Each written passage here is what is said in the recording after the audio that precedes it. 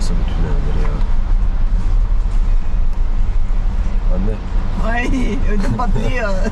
Anne derken de şey yaptım. Korku tüneline hoş geldiniz. Arkadaşlar Flom treninin geldiği Mirdal bölgesindeyiz. Şu an burada Schlossfossen adında bir şelale var. Şu karşıda bakın tünellerden geçiyor tren. Çıktığı noktada bizi bir sürpriz bekliyor. Yakalayabilirsek eğer. Arkadaşlar bildiğiniz çan gibi ıslandık. Şimdi güneş açtı. Her tarafımız sırılsıklam oldu. Flom trenine özel bir gösteri vardı. Onu izlemeye geldik aslında.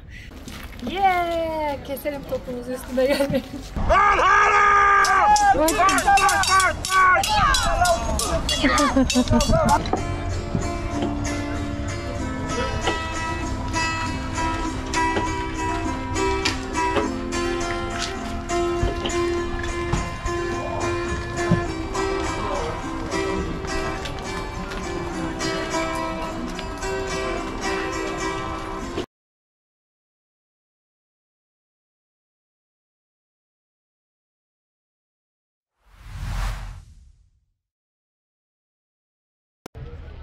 Dünyaca ünlü Viking köyünden hepinize selam. Flom'a gelmişken bu rotayı da mutlaka ekleyin gezi rotanıza. Şöyle etrafı hemen göstereyim size. Burası arka kısmı. Ufak bir park var. Ata hemen zaten parka girdi. Direkt fjorda bakıyor. Binlerce yıl önce Vikinglerin botlarıyla buradan açıldığını hayal edin önce. Şöyle bir köprü var. Burada da arka tarafta kasabanın tamamı. Artık Viking köyü mü diyeyim, kasabası mı diyeyim siz. Siz mi gerçek adını söylersiniz? Etrafında şelaleler akan büyük bir vadinin ortasında bu Viking köyü. Bakar mısınız? Direkt fiyorda açılan bir yerde. Hem burada kanolarla çıkış yapabiliyorsunuz. Zaten kruz gemileri ya da botlar buraya yaklaşıyor. Böyle bir ortam. İçerisi kişi başı 250 krona giriş yetişkinler için, çocuklar için 110 kronmuş. Ailecek gelirseniz 2 yetişkin 2 çocuk 675 kron. Şimdi gişelere doğru gidiyorum. Orada aktiviteler falan var. Tamamıyla içerideki insanlar birer aktör zaten. Viking ortamını canlandırıyorlar sizler için. Girişte böyle hediyelik eşyalar satın alabileceğiniz bir yer var.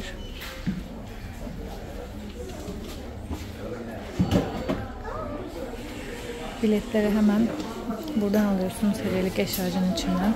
Şöyle damgaladılar bizi, Viking damgası. Köyün içi böyle. Birazdan Viking dövüşleri varmış 15 dakika sonra. Bayağı büyük bir kasaba. Tabii müze gibi birçok yer.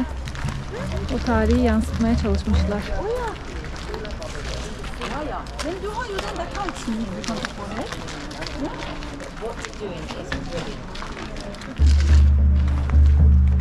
Böyle deriden defter var burada.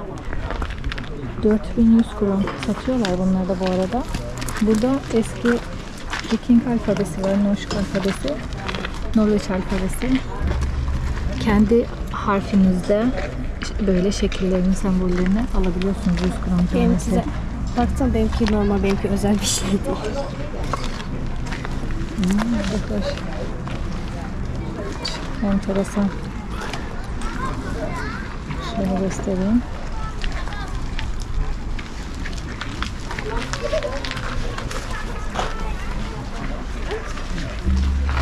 Böyle içerisi.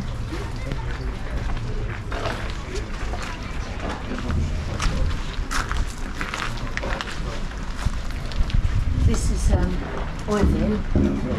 Odin makes everything. Dolaşmaya devam ediyoruz. Bayağı büyük burası arkadaşlar bence. Yarım gün falan sürer herhalde. Her yeri incelerseniz.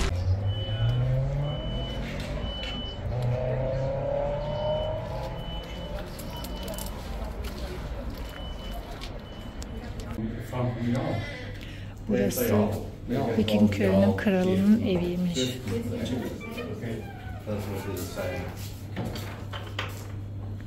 And the pictures always get better when you have the door closed. Because when you open the door and let some light in, no, it's not good because that's break. İçeride çok mistik bir ortam var. Bakar mısınız? Çok loş içerisi. Normalde kapı açıldığı için biraz ışık girdi. Ayı postu var burada. Kutup ayısı büyük ihtimalle çünkü bu beyaz bayağı. Kuru kafalar falan var yatağın başında. Ortam çok manyak. Baksanıza nasıl karanlık içerisi normalde. Tabii Viking kralının tahtı mı var burada, ne var?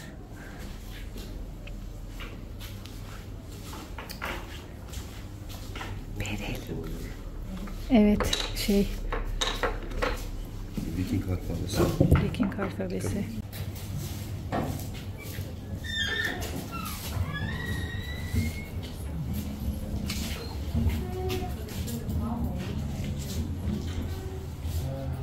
Yalnız atmosfer çok iyi. Sanki gerçek halk burada yaşıyormuş gibi. Bak orada dövme yaptırıyorlar. Küçük bir kız vardı şurada. Oyun oynuyor bir yandan. Şimdi dövüş varmış meydanda. Oraya doğru gidiyoruz.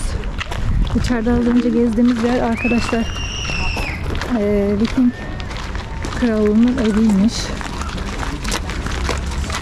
Ve normalde ortada ateş yanıyormuş ışık yapmak için.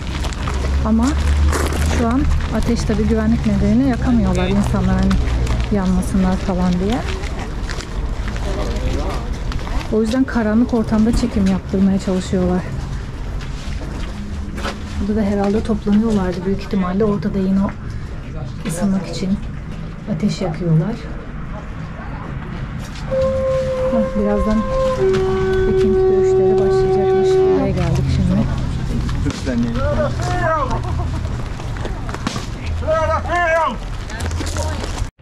We are warriors of Niardarheimer.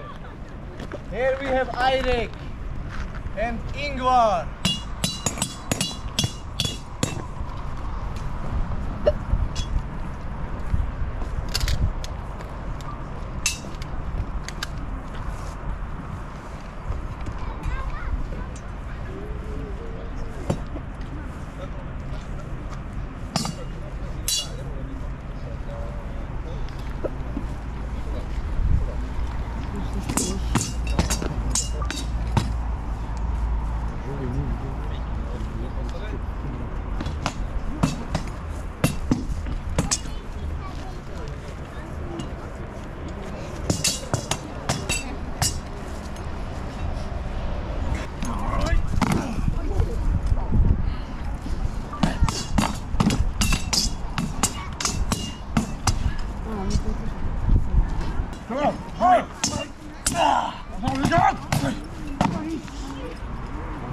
He is very strong, I think.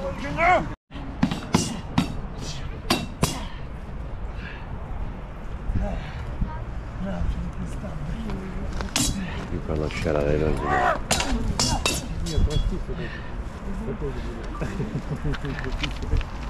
Helvete sparke.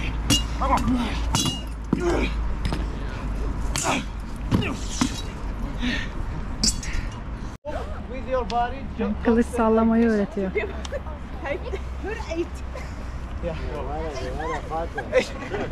no, this way. This one, yes. Maybe it's not eight. Birazdan sizle beraber savaşacağız demesinler. Ya şu şelaleye hayran kaldım ya. Yeah, just right here. I will just. Burada savaşçılarla fotoğraf da çekinebiliyorsunuz. So when someone, Köy bayağı bir büyükmüş yalnız. you can move from the. Odin'in halkasını oluşturdu bunlar, şimdi savaş yapacaklar. Herkes anladı mı diyor.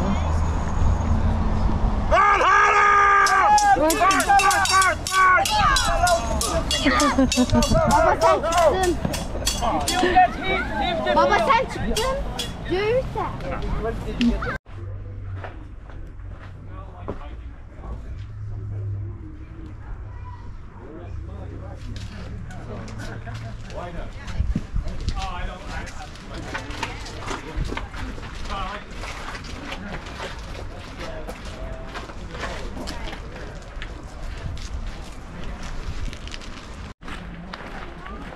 Belki tezgahta bir şeyler dokuyorlar, ipler falan.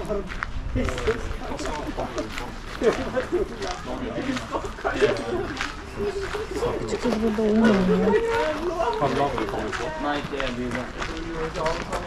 Çok gerçekçi bir ortam kazandırıyor bu durum ortaya.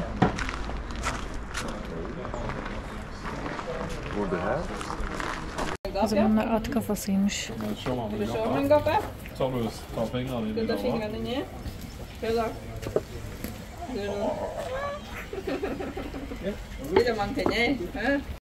Böyle köyün içine doğru giriş yapıyoruz. Burada gerçek Vikinglerin aileleri var herhalde. Adamlar savaştı. Çocuklar evlendi. Yani o atmosferi canlandırıyorlar şu an.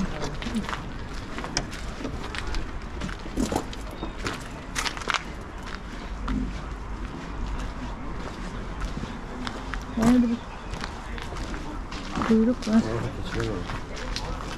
Oo işte bak. Şu bardaklar ne istiyor? Gerçek Viking bira bardağı. Evet. Bunlardan içiyorlarmış. Burada koçlar var. Bu arkadaşlar öyle zaman.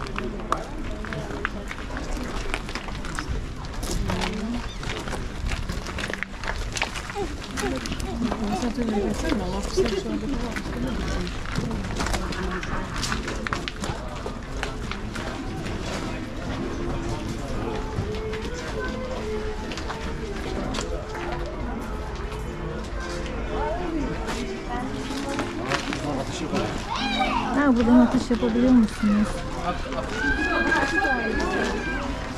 Ну не в землю, але трошки нижче, отак десь там.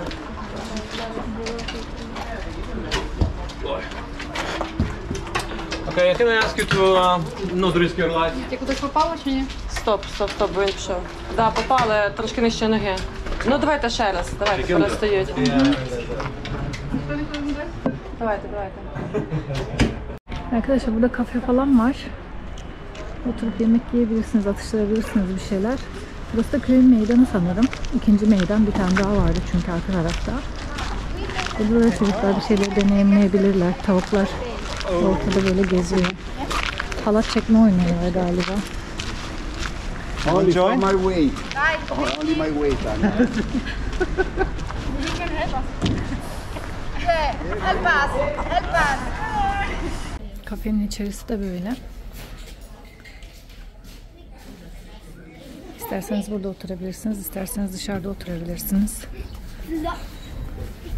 İsterseniz burada da alanlar var herhalde oturmak için. Bu şekilde. Vay.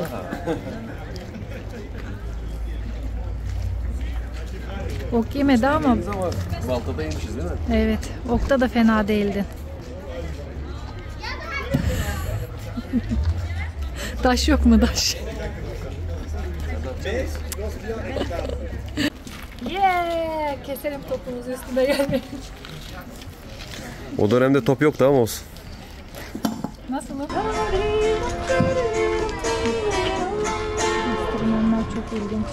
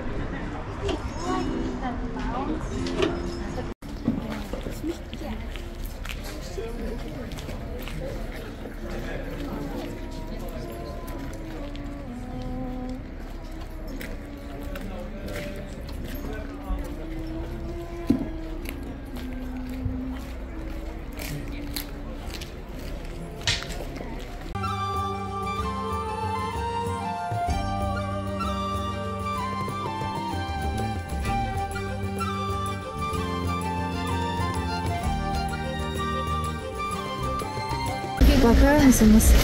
Flam'ın okuluna karşıda. Dağın hemen eteğinde. Irmak kenarında. Çok hoş. Oo, çok güzel. Sağınıza bakın. Harika.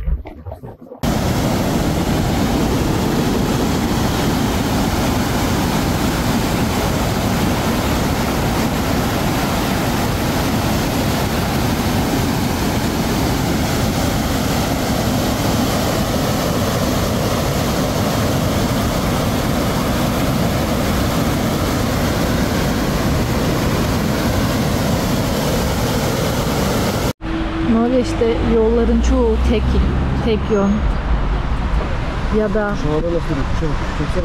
Şurada duruyor. Aa, çok güzel. Dar olduğundan dolayı tek tek sırayla geçiyor. Çok dar, baksanıza.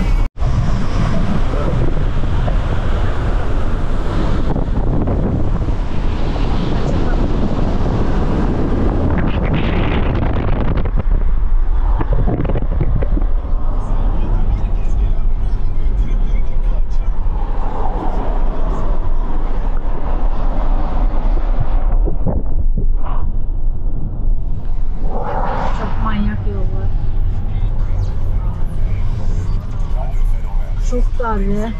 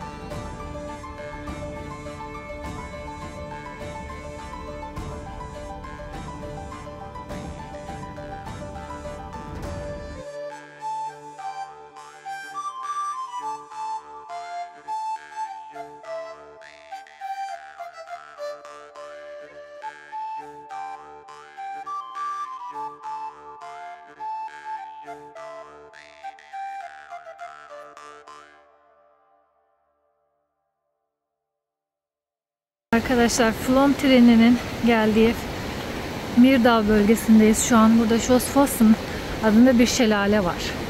Şu karşıda bakın, tünellerden geçiyor tren. Myrdal'a kadar geliyor. Orada şelalenin aktığı noktada bizi bir sürpriz bekliyor. Yakalayabilirsek eğer sizlere göstereceğim. Yakalayamazsak da ne olduğunu anlatacağım daha sonra. Şimdi hızlıca 200 metre yolumuz kaldı. Yürümeye devam ediyoruz. Bayağı uzun bir yol kat etmek gerekiyor buraya gelmek için. Eğer arabayla gelecekseniz bir noktaya kadar araba çıkıyor. Sonrasında yürüyerek ya da bisikletle devam etmeniz gerekiyor. Bakın şu karşıda çağlayarak akan yer büyük ihtimalle. Tren zaten o noktada durduğu için şelalenin tam aktığı yerde inip fotoğraflayabiliyorsunuz. Ama 5-6 dakika falan duruyor galiba. Maksimum 10 dakika durur. Ondan emin değilim. Ortalama 5 dakika deyin siz. Onun için duruyor. Trenle gelmiyorsanız da bu mesafeyi yürümeniz lazım bir kısmını. Şu an neredeyse 850-900 metre yukarıya çıktık. Bu bölgede her zaman yağış ihtimali olduğu için ona göre gelmeniz lazım. Yani Norveç yazı böyle bir şey, yapacak bir şey yok. Baksanıza ne kadar yukarıdayız. Arkadaşlar, tren istasyonunun dibine kadar geldik ama yani yürüyerek oradan bir geçiş yok maalesef. Bu insanlar bisikletle gidiyorlar oraya kadar ama nereye kadar gidiyorlar bilemiyorum. Bir insancık bulamadık, soracağız. Bir gelen olursa soracağım inşallah oraya geçiş var mı diye. Arkadaşlar bildiğiniz çan gibi ıslandık. Şimdi güneş açtı. Her tarafımız sırılsıklam oldu. Flom trenine özel bir gösteri vardı. Onu izlemeye geldik aslında. Trene binmediğimiz için, arabayla geldiğimiz için yürüyerek görebileceğimi düşünmüştüm. Size o atmosferi de izletmek istedim. Aslında amacım oydu. Maalesef sadece trene binenlere özel bir gösteriymiş. Oraya geçemedik. Yarı yolda bayağı bir ıslandık.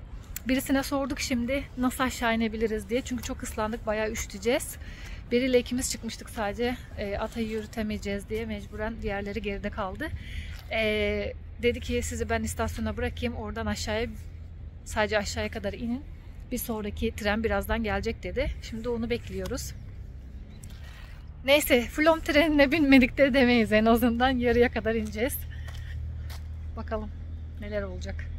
Arkadaşlar bizim gibi Hüldüra'yı izlemeye gelecekseniz eğer ve bulamazsanız şu istasyona gelip bekleyebilirsiniz yürüyerek çıktıysanız. Bakın 811 metre yukarıya çıkmışız şu an. Şelaleler diğer tarafımızda kaldı. Hüldüra'dan da biraz bahsedeyim. Aslında İskandinav mitolojisinde ve doğanın ruhunu simgeleyen yarı kadın, yarı orman ruhunu simgeleyen bir yaratık diyeyim ben size, bir canlı. Ön tarafı çok güzel bir kadına benziyor. Arka tarafı da genelde inek kuyruğu ya da ağaç gövdesini gösteren, simgeleyen bir şeyden oluşuyor. Ama bizim burada göreceğimiz performans, o Hüldüra'yı anlatan kırmızı elbiseli bir kadın var. Onun dans performansını izleyecektik esasen.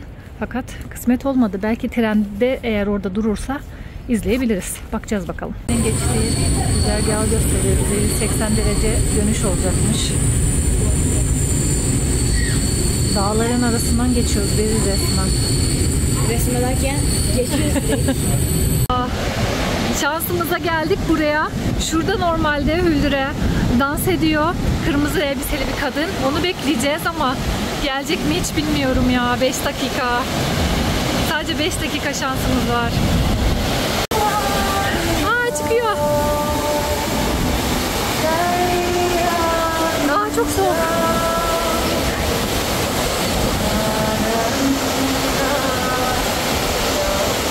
Geliyor.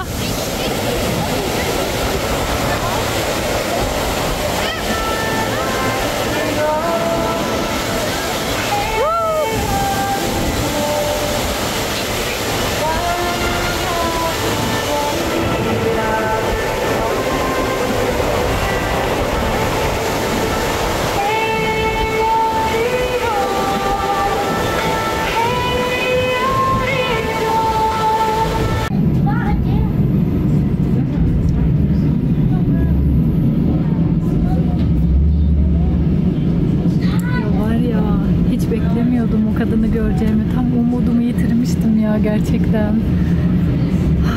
O kadar çıktığımız yola değdi bari. İneklere bak. Ata ineklere bak.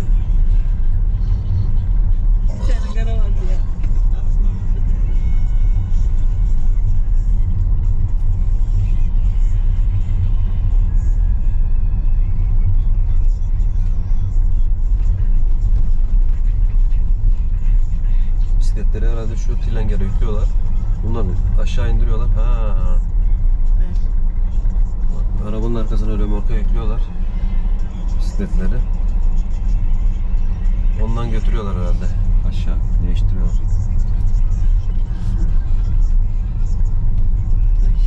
Şimdi teori çekeceğiz. Ben hep çektim ama bunlar hepsi solda aklım. Ben kamera çekeceğim.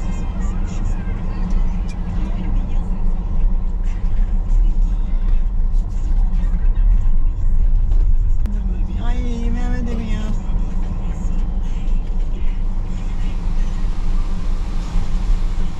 Anne sence bu köprüden geçebilir miyiz? Ay Mehmet'im. Zaten gelirken akla garayı seçtim.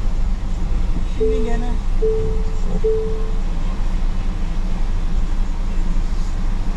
Sağ sol sıfır geçiyor. Aynen.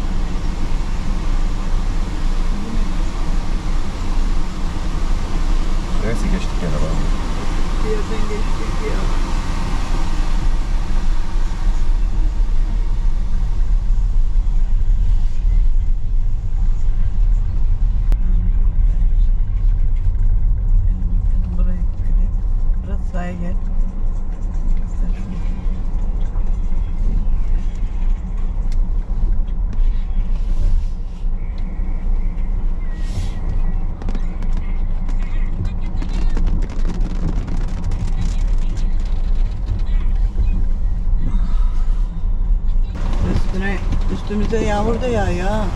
Bunu açayım da ses. Orijinal ses gelsin. Korku filmi gibi. İçeriden çek, içeriden. İçeriden çek. Bak.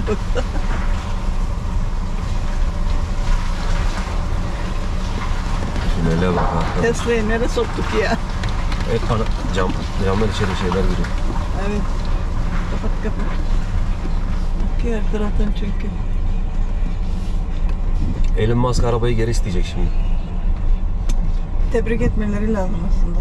İşiniz gücünüz yok mu, sizin ne işiniz var burada diye. Norveç ya, Norveç. Burası. Tüneli neyle, baltayla mı açtınız, şeyle mi, kazmayla mı, kürekle mi açtınız ya, makine yok muydu? Koymuşlar, gene ışıkta koymuşlar gene. İyi, bereket versin, gene ışık var. Evet.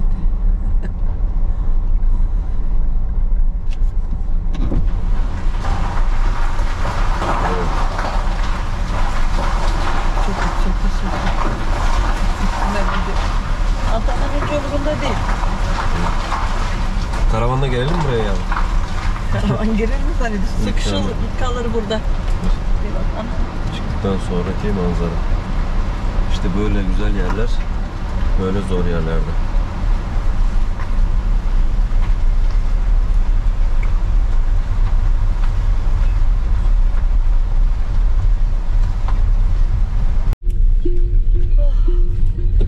Allah razı olsun. Dedim ki aşağı mi iniyorsun dedim. Aşağı inmiyorum dedi. Aşağı iniyorum deseydi bizi aşağı bırakır mısın diyecektim. Ama adam dedi ki trene binerseniz belki görme şansınız var dedi. Ondan sonra bir daha bindik biz de. Tren dağların arasından oya oya gelmiş. Şimdi size ırmağı da göstereceğim. Nereden gidiyor? Bakın şelale nereden geçiyor, dökülüyor. Şuradan oyuktan. Şurada da tren yolu var. Altından geçiyor, devam ediyor. Şuralara bakar mısınız ya? Gerçekten akıl alır gibi değil. Arkadaşlar az önceki oyun, burası da çıkış yeri. Bakar mısınız? Müthiş ya.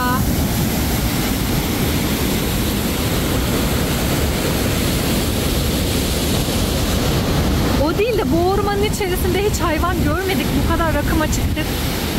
O da ilginç bir şey. Müthiş.